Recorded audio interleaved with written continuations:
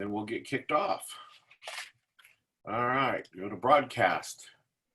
Okay, so we are here now, and I'm going to watch to see if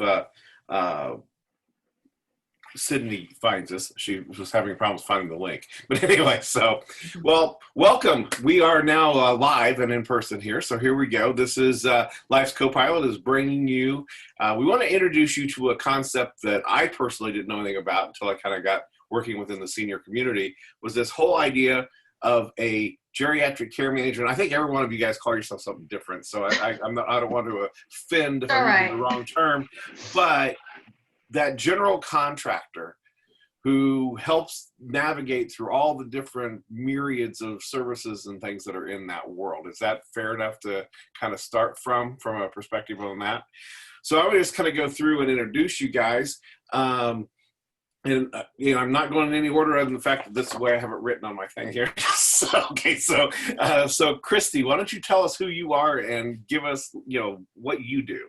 Yeah, so thank you for having me. I am Christy Fries. My business is Care by Christy, and CARE stands for Creating a Roadmap for Elder Care. So the general contractor, it fits in. And really my area of expertise is the caregiver. So coaching them, really the interpersonal discovery that's needed for them to thrive in their role. That's my sweet spot. Okay, Gail, introduce yourself and your company and what you do. Right. I am Gail Pfeiffer. I'm with Advocate Care Management, and I am an RN. I have tons of years experience in home care. And with that, I have made, educated myself as well as made a network of people. And I kind of coordinate all the care. I don't provide the direct care, but I coordinate it. And so I tap into several different companies and resources to meet the needs of my clients, whether that's in their home with care coming in, whether it's a new home. I frequently go to doctor's appointments because frequently there's miscommunication and sometimes too many physicians involved. So that's kind of what I do. Excellent. So Mona. Hello, my name is Mona Euler, and I'm the founder of My Healthcare Advocate. Advocate means a trusted advisor, and that's what I am. I started out as a nurse's aide when I was very young. I'm not going to give away my age, and I've had over 30 years of experience. I've been blessed to work in every aspect of healthcare. I am a registered nurse. Seniors are my love, and in my role, I really try to optimize their well-being. I try to serve as a senior care coordinator. I look at their Medicare and insurance needs, and then also as a healthcare advisor. And I love what I do. I'm very happy to be here tonight. Thank you. Well, Sydney, welcome aboard. I see you found us here, so we got you promoted back to the panel here. So introduce yourself and your company and what you do. You need to unmute. How's that? Perfect. My name is Sydney Eisgruber, and I own Optimal Living. I've been in business for a few years now, and kind of like Mona, I started out, Mona, I saw your age because I looked you up, but started out as a nurse's aide also in high school. And that's really where I really started enjoying the geriatric population and caring for people. So I received my degree from Indiana University, and I'm an occupational therapist. Have been practicing occupational therapy for over 30 years, and learned about care management a few years ago and thought, what a wonderful thing for an occupational therapist with my geriatric background to kind of move right into. So, and I focus on maximizing functional aspects of care for seniors. And, the goal is to improve their quality of life and maximize their function. Excellent. Well, I'll tell you what, I think that you're an industry that I don't think a lot of people even know exists. Okay, I know I was dealing with my senior relatives for more than a decade and didn't know there were such people as you out there. So I imagine I'm not the only one. So I'll just start with, we'll just kind of go in the same order we just did, but tell us what a day in the life of working with you is like with a client. I'll go first. Yeah. So Care by Christy is actually just launching. It's really just getting started. But what that looks like to work with me is we've been doing it via Zoom, but like ongoing coaching. So I had a client recently that we spent 4 days together, and we did like a morning and a night touch base via Zoom. And we were trying to replicate in-person coaching and the accountability aspect of it. And what came from that for her is that there have been so many resources that have given her information for her spouse, is who she was caring for. And she's been in support groups and she's been in all of these things, but no one was really speaking to the needs of her and how she was processing, handling, navigating this role. And that's where I stepped in, and she's really been like my aha for this whole Care by Christy launch and development, that she's exactly who I'm looking for. I was able to connect her to Jessie from the Memory Compass, was an amazing fit for her. She didn't even know that that existed. And so it's very much two-part. I have this web of resources and this amazing network, and I know the people that crush it at what they do, so I can connect them. But then where I really shine and thrive is coaching that caregiver into getting back to the best version of themselves so that they can be a better caregiver. Excellent. Gail. Well, with the pandemic, my average day is a little unusual. I am only seeing maybe 2 or 3 clients a day, and then a lot of time on the phone trying to assess how my clients are doing and making sure their needs are being met, which is very frustrating right now because not being allowed to see all of my clients. And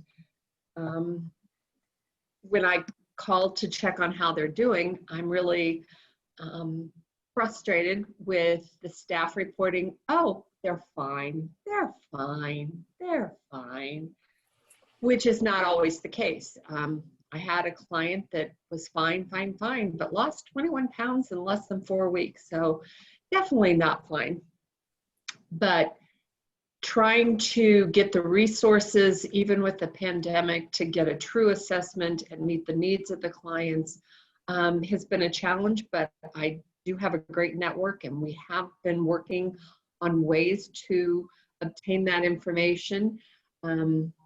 Bribery works once in a while, send cookies to the facility with my name all over it, and call different shifts and talk to everyone from the aide to the activities person to try and get a full picture on how my clients are doing. So it's very time consuming, but you have to be a little creative with that.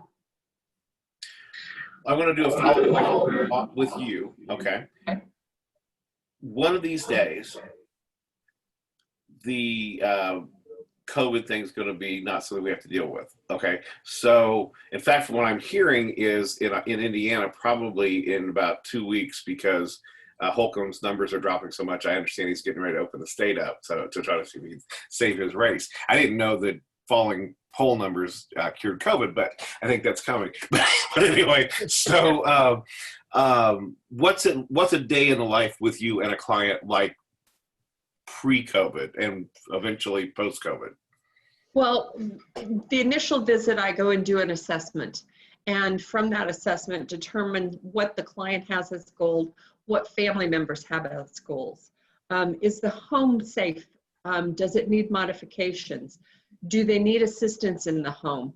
How are their medical needs being met? What assistance do they need with that? Are they accurately taking medication? Are the medications appropriate? Who are the physicians? How long have they been with them? What is their rapport? And are they all necessary? And from there, you know, I go to doctor's appointments with them. I make sure their nutritional needs are met. Like today, a gentleman called me with back discomfort.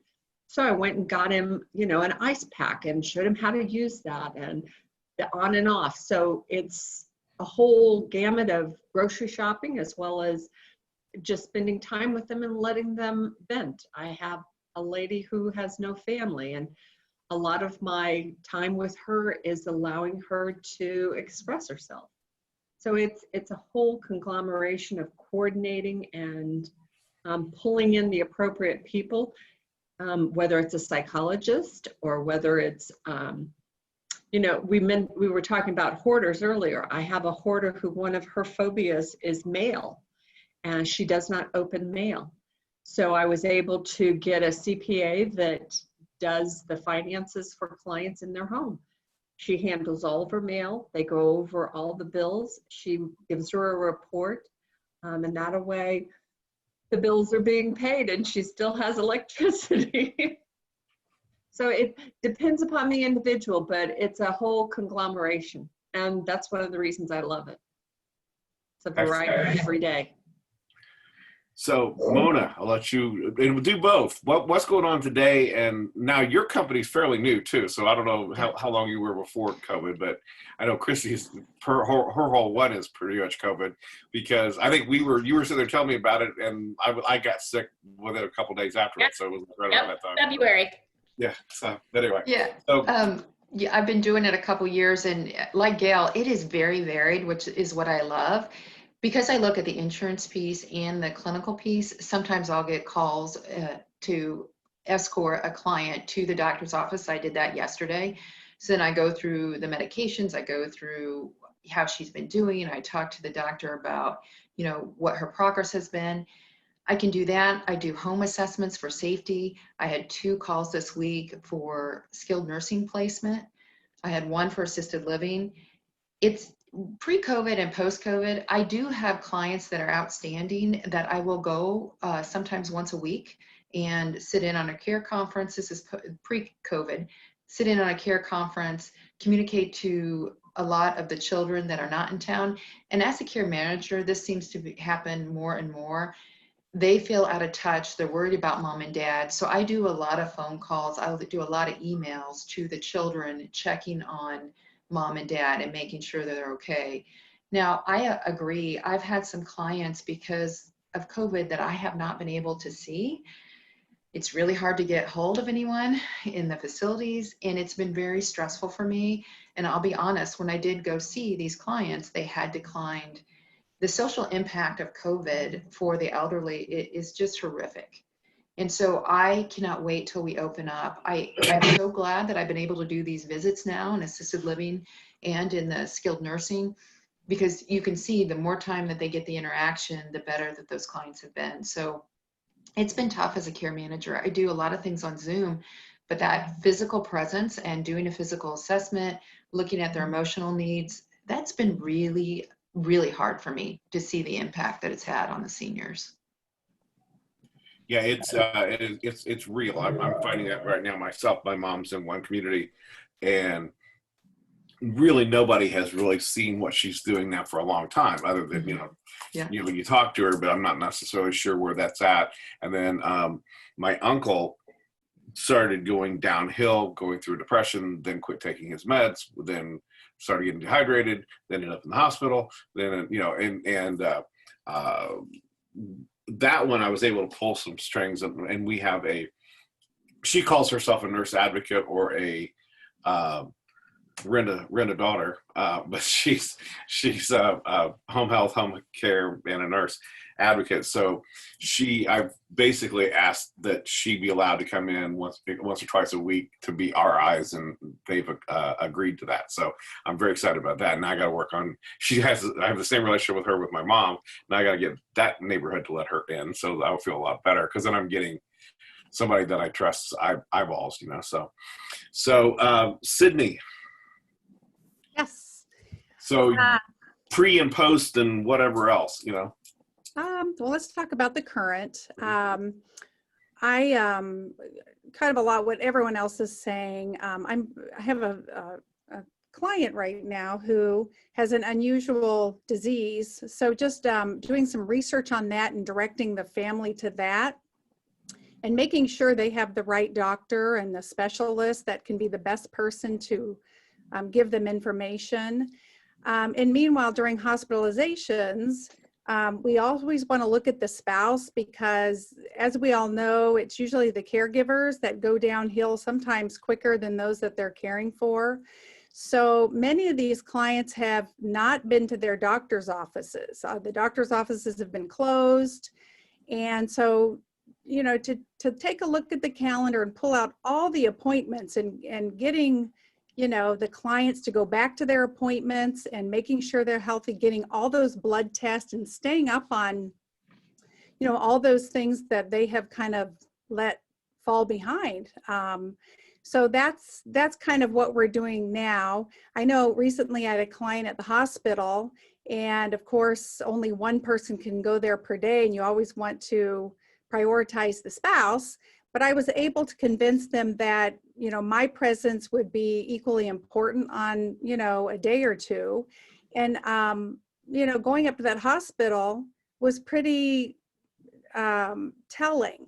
So I would ask questions like, you know, how often are you getting a shower? Well, you know, the aide would say, well, our shower chair's broken. We haven't given a shower in a while.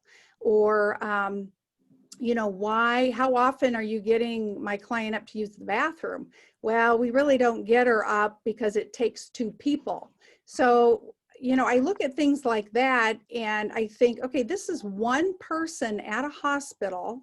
And I think to myself, what is going on with the other clients that we don't know about because we can't go in there? So I do have a concern with nursing homes, all these facilities, because really they don't want you there. And weight loss, nutritional deprivation. I'm not saying it's all gloom and doom, but from my one experience, it caused concern for me. And I think, you know, we were just on the Aging Life Care Association listserv, and, you know, someone was coming up with why are caregivers essential? Are we essential? Care managers, we are so essential. I mean, we are a voice and an advocate for our clients. And so I've been fortunate enough to kind of utilize that and convince some of these facilities that I am so important, and I've been able to get in there.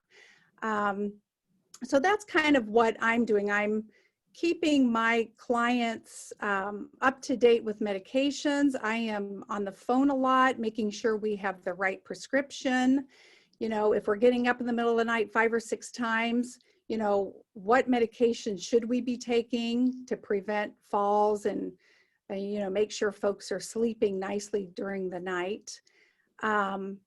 So that's kind of what I do. On the phone a lot, an advocate, making sure the the folks we're caring for are getting what they need. But on the other hand, working with family members who want information. So we're huge. Communication is so important in our field to get information to people. I also right now I'm working on, I have we're utilizing a company with 24-hour care, and I'm finding many companies are short-staffed and the communication is not always there. So I always ask those companies to, I'll always kind of write up a care plan and a daily note in a binder that I want the aides to always write on. So I always review the aides' notes, even though all they're required to do is put it on their cell phone. And so through those notes, I'm finding there's falls, there's a missed pill here and there. So we're keeping pretty busy right now. And pre-COVID, really not a problem. It's just, I think more than ever, we have to be an advocate and we have to be assertive in a really nice way right now.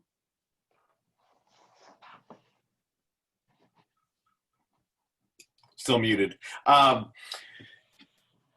Like I said, going through this with my uncle, thankfully we have someone in your role that we lean into that keeps me apprised of all the stuff going on and catches things that I might have missed. For instance, she identified one of the problems he was having, his 2 milligrams of Abilify, they were giving him 20. So he was, you know, having all kinds of issues with that. He's feeling much better now that, you know, he can actually see again and walk again and everything else. So, so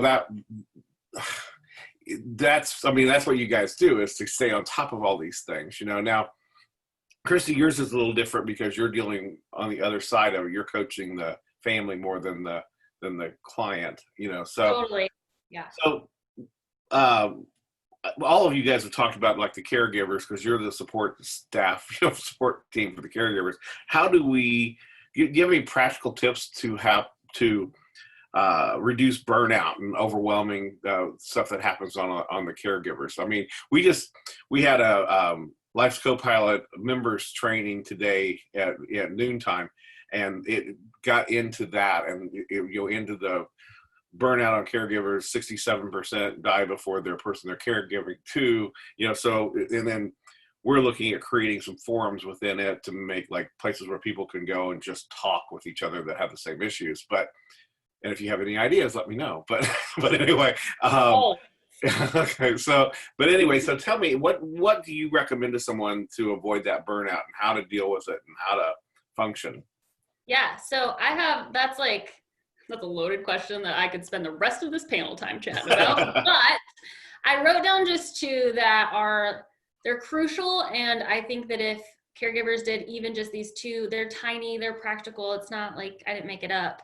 But creating space. And so what I mean by that is it could be a 5-minute meditation. It could be going to Dunkin' Donuts or to Starbucks, creating space for themselves. And so I realized that seems like, well, duh, like everybody creates space for themselves, or why aren't they doing that?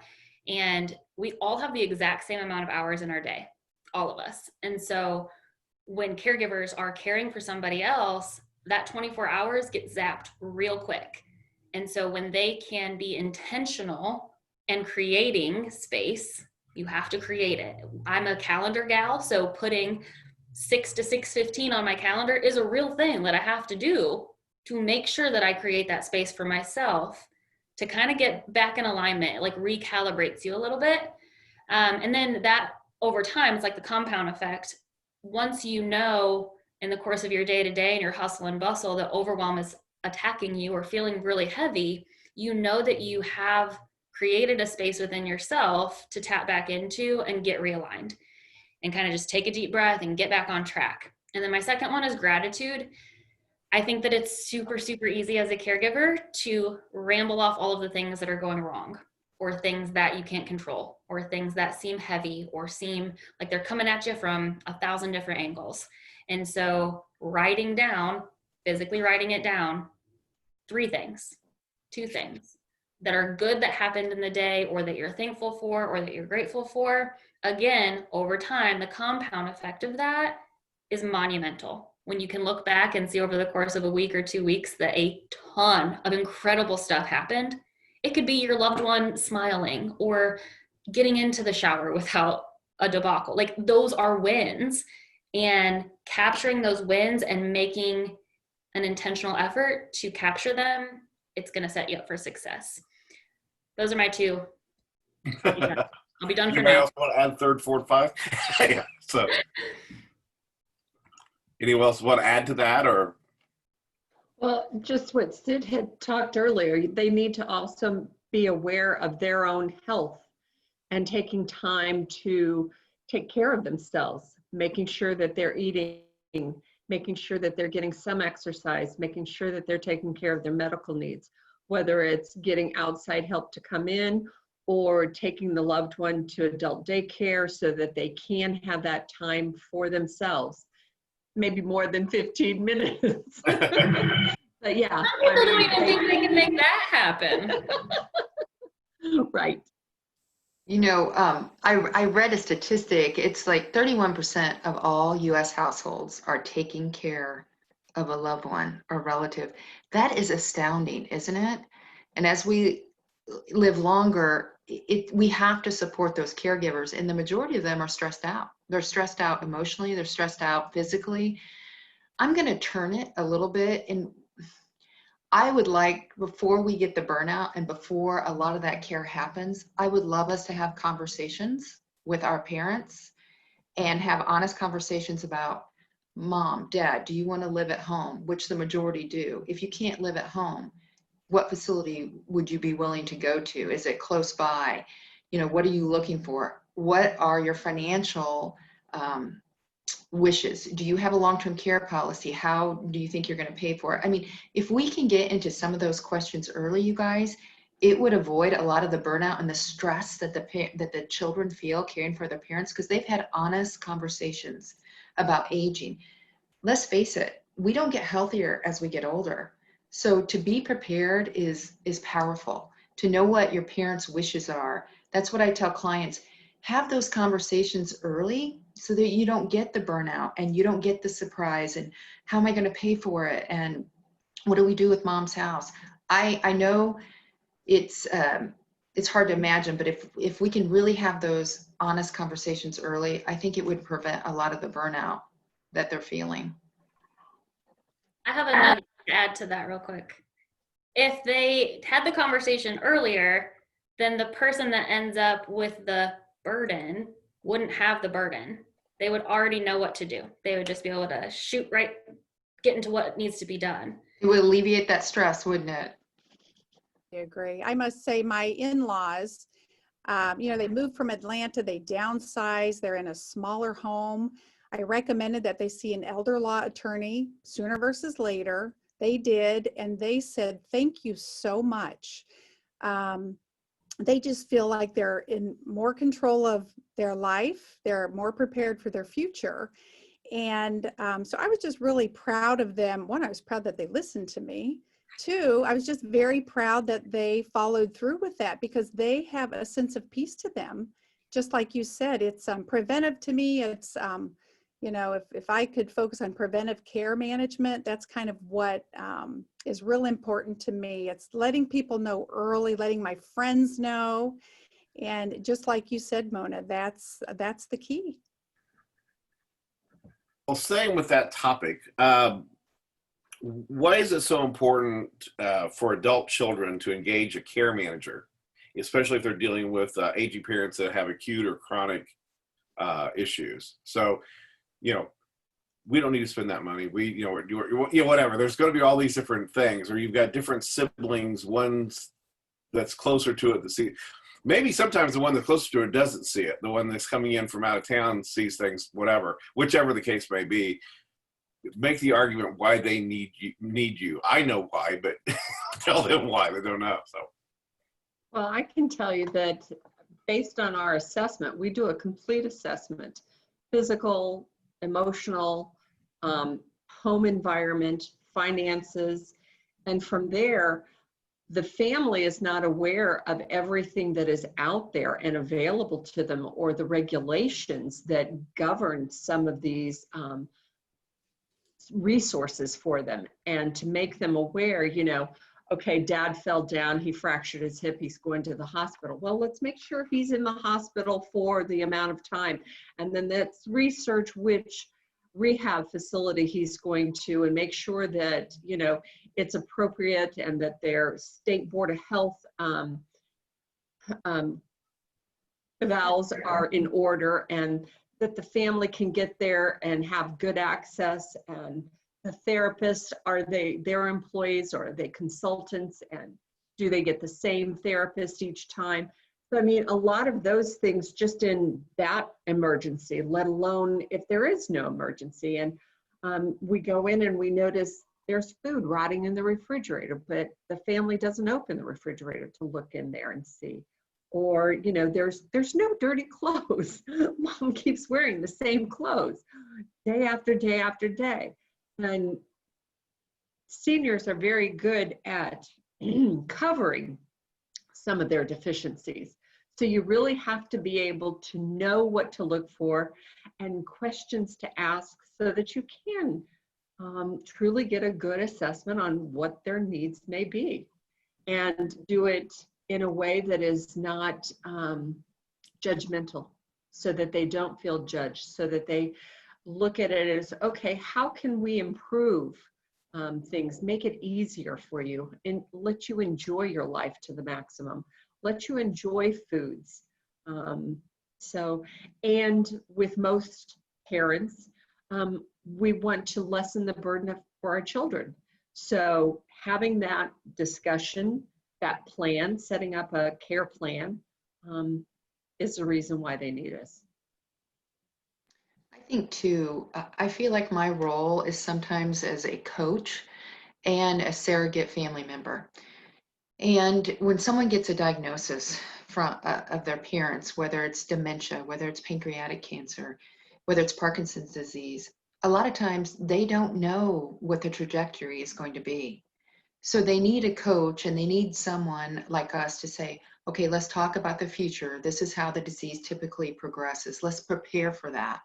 So I feel like if you get it earlier, when you get the diagnosis, then it makes it easier that you've got that person holding your hand that's giving you the options for care. And when those things happen and the patient gets sicker, you've got that person there, that support system. And you've already talked about the places and the support that needs to come either in the home or in another facility. But it's really nice to get it at the initial state of when they get the diagnosis instead of the crisis state. But the majority of the work that a lot of us do, it's when they're in the crisis state that they call. You know, mom and dad fell, I came home, you know, mom's definitely worse with their dementia. It's fine. That's going to be the majority of our work. But it would be nice if we could engage a little bit earlier so that we can support the family and support the client as the disease progresses.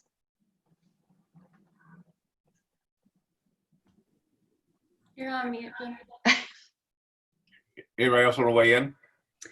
I just think what Sydney said earlier, I've been in senior living communities. That's been my background, and then most recently non-medical home care. And I think that having an advocate and someone like you guys that is that in between the family and maybe a community or a home care or any other outside source, it's almost just like you have a trusted advisor in your back pocket that's got your back, and then we'll make sure that your best interest is always at the forefront because they've seen it. So everyone needs it. Well, I will tell you that, you know, while we're on that topic, is it possible that a geriatric care manager can actually save the client money? Oh, yes. Absolutely. Holy Do you Hannah. mean you're Yes. spending money to save money? Absolutely. Okay, I'll let you guys handle it. Sid, did you want to go first since I blurted out the other one? Sure, I think we all agree with that. I think, you know, my background is in therapy, and what I see out in the field is an underutilization of therapy, especially, well, PT, OT, and speech. I don't think doctors always know to order it. If there's a change in condition or function, that's a big red flag for therapy to come.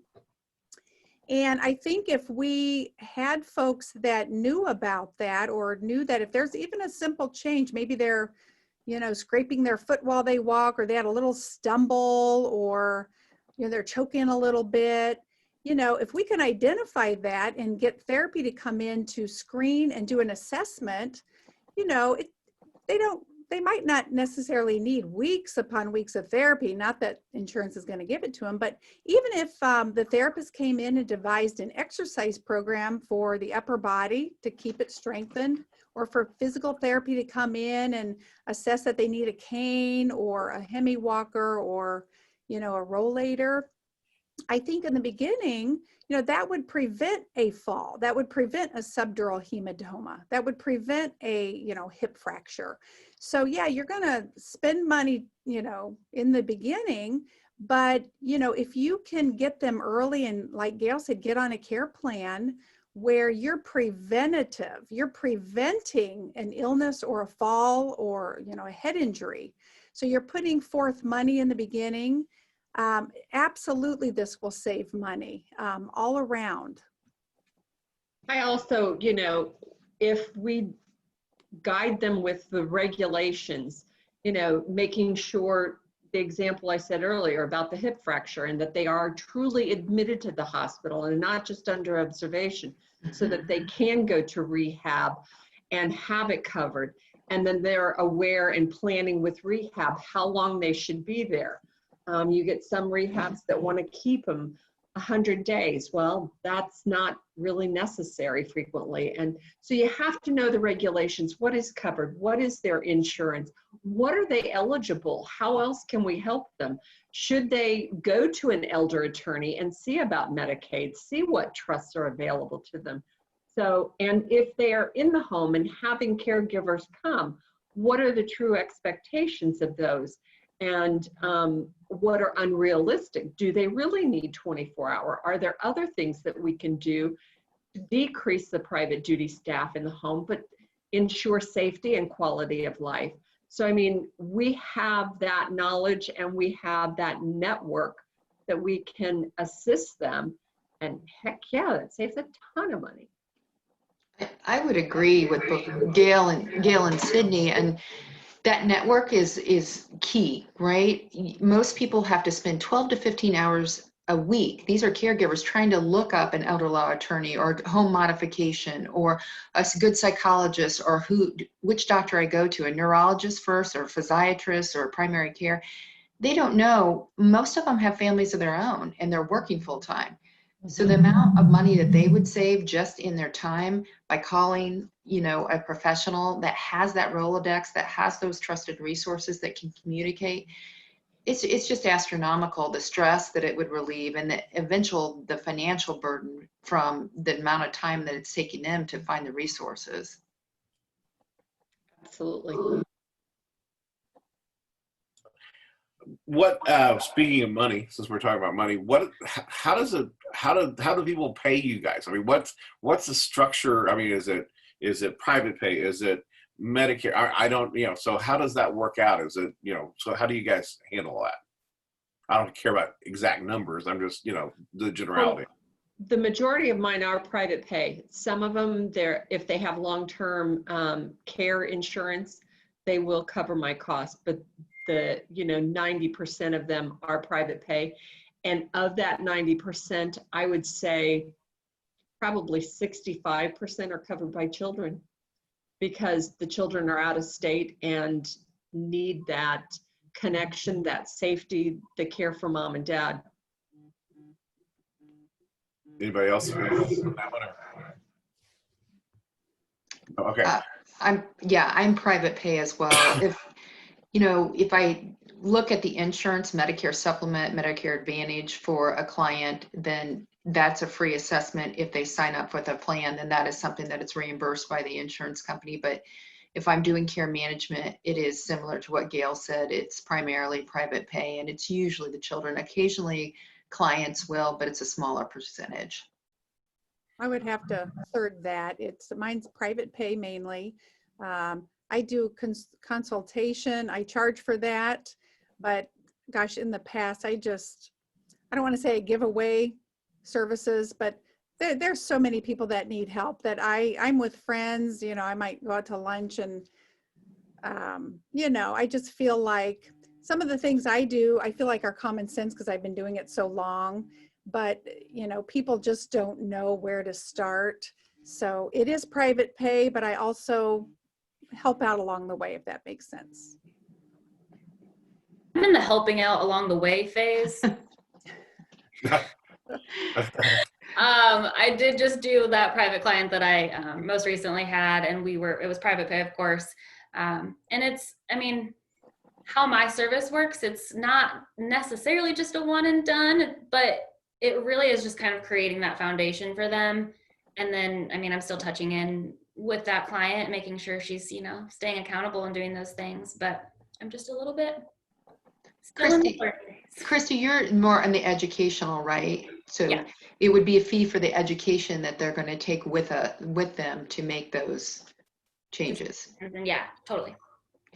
The irony of, as we're having this conversation, my text shows up on my screen from the woman who does ours for me, giving me a report on my uncle's doctor appointment today. So, so it's, that's, I know myself, Michelle takes care of my mom and my uncle at two different locations. There are times that I don't know how we keep a job if it wasn't for them. She's taken to the doctor. she's the one that keeps track of all their medicine, you know, so I know then I don't have to try to keep all that straight. You know, I just have my team member that's, you know, that's keeping me straight, you know, if that makes any sense. So is that fairly similar to what you're all trying to say, or what we're all doing here? So Yes. Leave Yes. the burden to us, right? yeah, it's, you know, it just makes, you know, it's overwhelming. I don't, you know, unless you've lived and walked through those shoes, you have no idea. But, you know, you guys obviously do. But, you know, but it's when people first stumble into the senior care world, it's terrifying. It's overwhelming. Yeah. It really is. Which is why Life's Copilot exists. We're trying to create a place for people to come and find this stuff out, you know, and learn about the different things that are out there. So, Chris, I want to bounce this one off you. Where have you seen the missing link in the caregiver journey? So I think that for me, what I have seen, and again, my background is that community style. So when families would come to me, they were in the crisis, or something had happened, even if they didn't think it was a crisis, that launched them to show up at my door and say, hey, what is this place? What is this? Where do I go from here?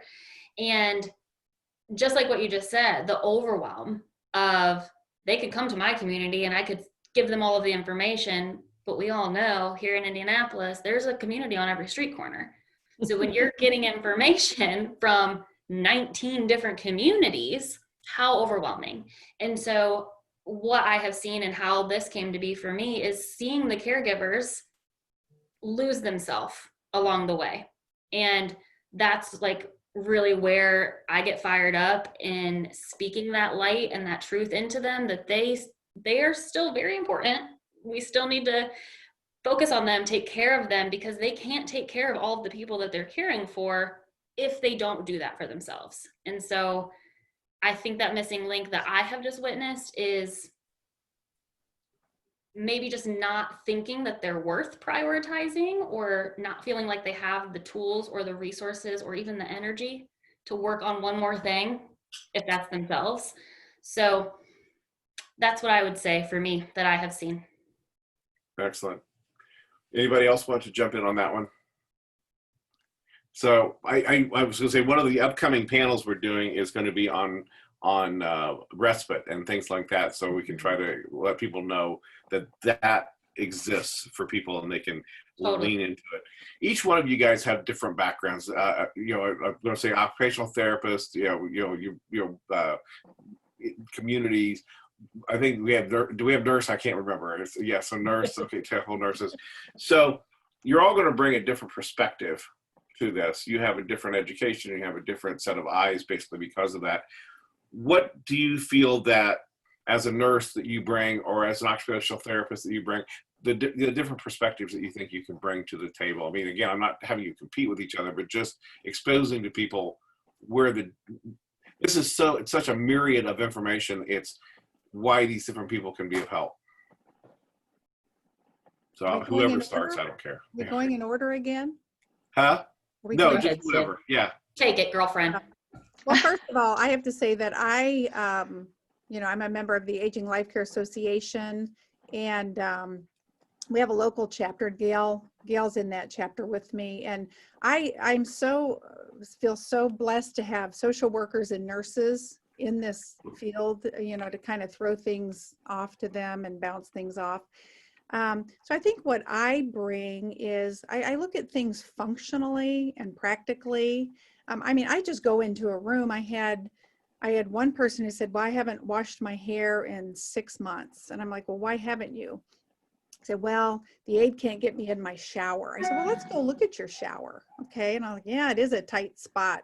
Do you have another bathroom? Yeah, but we don't use it. Let's go look at it. Okay. Perfect shower bathroom to put a bench in.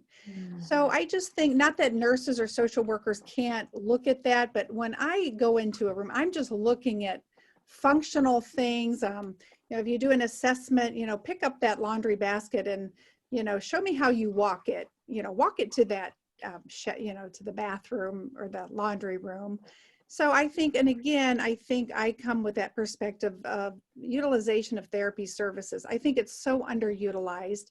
And, you know, Gail mentioned something about therapy lasting forever. In my world, I wished it lasts forever, but I kind of see the opposite. Um, I feel like there are so many, you know, Medicare, there's so many guidelines that cut people off too soon. You know, the goal might be, I love looking at notes. I always want to say, let me see the long-term goals, let me see the short-term goals. And then I look at the long-term goals when they're ready to discharge, they haven't achieved those goals. So I feel like I can look at those goals as a therapist and talk to the therapist and say, you know what, this was your goal, but I clearly see this person and they're really not quite there yet. So I think being an advocate for more therapy when it's appropriate, or, you know, with AIDS, just the other day, I talked to a physical therapist. I said, hey, I don't see anything on your long-term goals with doing teaching and training of the 24/7 aides. I said, I want you to pull them into the therapy program with you. And I'd like one of your long-term goals to be, you know, they show return demonstration on the exercise program for the upper body strengthening. So I just think if, you know, the therapist can come in the house and teach and train and then leave, but the most important people in the care are the CNAs or the caregivers. And if we're not reaching them and making sure they feel important by pulling in the therapist and making sure the goals are such that they're incorporating, you know, that level of care, if we're not doing that, we're really not looking at the whole picture. So I think that's what I bring. I think I'm an advocate for therapies and an advocate that people are getting the therapies they need and the extent of the therapies that would be required to achieve their goals. Anyone else? You know, Jim, I think there are a lot of people in geriatric care management. There are social workers. There's a lot of healthcare people. They're nurses. I think what they share in common, though, they have to love what they do. I think you don't go into it for the money, Jim. You go into it because you like to help people. You like to coordinate the services. It's very much what I have found. It's a mission calling, no matter what your discipline is. And I think that's very important. The other thing that has changed in care management from, date myself again, from 20 years ago in a director of case management in a nursing home and hospital, I think now what we're looking for in care management is really the holistic picture. You know, we used to look at a transition of a care, oh, they're going to go from hospital to a subacute and then a subacute to home. Now we're looking at the whole picture. Do they have emotional support? What is their financial? How do we prevent falls? I agree with Sydney. How do we maximize their rehab no matter what their disease is? I think it's evolving at geriatric care management into really looking at a more complete picture of the patient. Well, I Well, think, and- go ahead. Sorry, with any of ours, we look at our experiences, our background, and with that, the network that we have formed. And the people that I work with are people that I would have my own family go and work with. I don't refer my clients to anyone that I wouldn't refer my family to. Very good. Chrissy, look like you're going to say something. I don't know. Do you have something? But I mean, I always have something. I think my only thing that I wanted to add is that because I've talked a lot about the caregivers, and my initial vision for this was also to connect, because of the network that I've built, and that's like, I love doing that, is connecting the people that are coming to me to the right resources. I think about like assisted living locators, like Dave Holder. If you call Dave Holder and you're calling him for Medicaid or skilled nursing or whatever the case may be, that's not how he's getting paid, but he's still going to help you because he's a good person. And so in my mind, selfishly, being on that end of it, I want clients to get to the people that they need when they need them. I would rather, you're looking for a community, okay, here are 3 people that do that. Not, let's talk to this person and this person and this person and this person to get to who you really need. And so having even just the three of you here, for me selfishly, I'm like, oh my goodness, think of the clients that I can refer to this type of service. And then you get those clients in this early preventative process. So, Well, and Christy, the same for us. You know, when we have caregivers that have burnout and your resources and how you can support them, it helps us as well. Right. Well, you know, one of the things I was just going to say that I noticed working with our caregiver, that, you know, our nurse advocate, what have you, is that doctors and nurses talk to her differently than they do to me. Okay. And that is huge. All of a sudden, there's not this kind of fluff over answer. Also, we can get to some more details and, you know, things like that. I mean, do you guys find that? I'm seeing a lot of shaking heads. yeah. Is that what you're also experiencing, or? Oh, yeah. I sometimes think when a doctor comes in the room and he first sees the geriatric client and then he turns and he's like, oh no, because he knows it's going to be a longer visit and we're going to want answers. We're going to be nice about it, but you know what? We're an advocate, right? Oh, see, I get a lot of times the opposite. They really love having me there because they know that accurate information is going to come their way, and what we can discuss will be a care plan, and they know that it will be followed because there's been input and a decision made together. The only time I usually get the oh no is somebody that I usually tell the client we don't need to go back and see. I always know it's a great visit when at the end, when the physician looks at me and said, Mona, did I cover everything on your list? And I'm like, yep. He goes, did I address every concern? And I know it's good when they look at me at the end and say that. And I will say this, Gail, and I agree. I was kind of being funny. It is kind of true, but I will say they're so appreciative when you hand them, you know, your client seeing 4 different doctors and none of these doctors are talking just because they're busy and they're not connected. But when you can hand a doctor, you know, an updated medication list, they're so grateful to know, you know, the medications, you know, and to be updated on things and to say things like Gail said, hey, this doctor said, by the way, this person's on Eliquis. And, you know, I'm not sure you knew that, but that's really important information to know. So I was kind of saying that jokingly, but we're in there longer, right? Because we want answers and we want to help them be successful with their clients. They do look at the clock, Sydney. Yes, they're like, oh. Yeah, I know. It is, like I said, I've noticed a huge difference, and it's like, you know, me trying to pull information out of them, and when Michelle's there, it's like, you know, now sometimes I've had them kind of stiff up when they try to figure out, and then once they get it, they jump into the game. But that in itself is more than worth the price that she charges me. So, you know. Can I ask a quick question? Yeah. Christy, do you work with CNAs as well, like for companies, helping them? that's next on my list. Okay, because there's such a need for that. I'm meeting with a company and I'm meeting with them because I'm thinking, how can I make your people more efficient, happier at what they do, and putting a lead on a team that they don't have a lead, and making that person feel like, you know, they're going to check the documentation and feel like they are really a manager. Yep. In empowering them. Yeah. Absolutely. So I just think I'd love to tap in with you more, because I think there's such a need for, I used to be a CNA, like, you know, we were talking about with Mona, and it's such an important job. It's the most important job. Totally. And how can we empower these folks to know, to feel like they're important, and also make them feel like they have goals. You know, if there's downtime, instead of sitting and maybe watching television or something, how can we empower them to do other things? So I love where you're coming from. Totally. I appreciate that. And having even just been in the community space and my brief time in home care and working alongside them, not like in the trenches working alongside them, but I'm just like this way all of the time. And so when you can get that out of a caregiver, they are also going to get so much more fulfillment out of their job They will. That's like the whole point.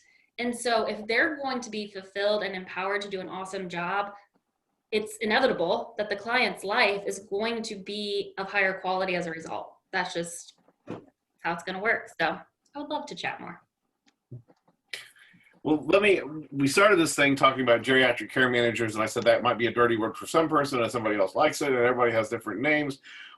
Tell me some of the names that people will find in this space so that they will actually be able to find you when they're looking for you. So, Healthcare advocate, okay. senior care coordinator, aging life specialist. Come on, Gail, Sydney, Christy, name some more. Primary care consultant. Oh, there you go. We're, what were you saying? Daughter. Oh, yeah. Yeah, Rented daughter? the gal that we hire, Rent-A-Daughter is her deal. Yeah. She's a nurse advocate. or a Rent a rep- daughter. Yeah. We're, I know Yeah. Gail and I are members of the Aging Life Care Association. So Yeah. I'm on my brochures and business cards, it says certified care manager, but they are transitioning and calling us aging life care professionals or managers. So I'm trying to help them with their, marketing of that name because they've been transitioning for a year or two. But that's kind of, I have both of those on my business card. We're called a lot of different things, Jim. Yeah. But that's why I'm trying to get this out, because just in my short time of knowing about what you guys do, I've heard I don't know how many names. And what if I use this name with this person? They go, well, that's not what we are. Then somebody else. Oh, okay, fine. So give me some names. And that's what we need to figure out. We need to figure out how Jim found his care manager. There you go. Yes, You know how? Ben. Yeah, and Dumb. what he looked up to find her and not us. dumb luck. I didn't know such people existed. Okay. Yeah. She also was doing massage therapy in a senior center that my mom was in first, which I hated this place, but she met her there, found out that she did these other things. And I thought she was like a one person in the world that did these things. Okay. And we hired her. And so she's working for both my uncle and my mom. And I was living my life in absolute terror that if she'd get tired and quit, that I wouldn't know what to do. All of y'all made my life so much better. I sleep better at night knowing there's another call I could pick up, So, but that's how it literally for me it was dumb luck. Unfortunately, I think that's where a lot of people find all their senior care. Yeah. And some of it's not good. Yeah. I think word of mouth is a big one. At least it is in my business too. If you've helped someone or, you've helped a elder law attorney or you've helped a friend or a neighbor and then they recommend. And to me, it just seems like if they had a good experience, then that's how they got my name. And that means a lot. Right. I have people just following me from community to community, just keeping this cell phone number forever and always. A girl messaged me today that I worked at the Stratford, and she's like, "Hey, you still in the senior living land? I will always be in the senior living land." That's good. Good.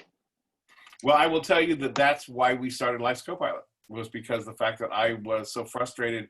I was frustrated dealing in the senior world for the last 15 years with my in-laws, my parents, my uncle.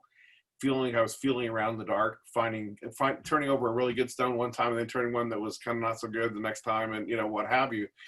And then I got really frustrated and angry when I got with Caring Transitions and got into the industry and started meeting all you. I'm going, why didn't someone tell me these people, and not just this space, but lots of these spaces going, why didn't I know that they existed? Why didn't someone tell me? Why is it there's someplace you can go and find? Okay, so we built one. So that's the whole point of it. So I have a tendency to get irritated and then try to fix it. That's good. That's fabulous what you've done, Jim. Well, we're trying. So let me flip over to a screen share real quick and show you what's coming up. If we can get to do that. Here we go. So in Life's Copilot, we have events. We try to do these trainings. I wanted to introduce the world to you guys, so now if I can get the internet to work, that would be lovely.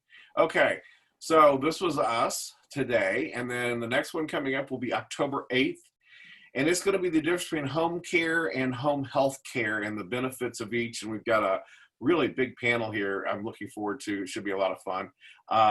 Then we have one coming up on the 19th. And this one is going to be senior living today. It's not what it used to be. You know, everybody thinks of nursing homes. I'm going, no, there's some of these places I'm trying to figure out how can I get old enough to go into them, because We can combine our ages, Jim. We'll combine our ages and we'll combine our age. Okay, there you go. That'll work. Then we have, now this one on the 27th, it is now, I now have a title, and I'm putting panelists on here already.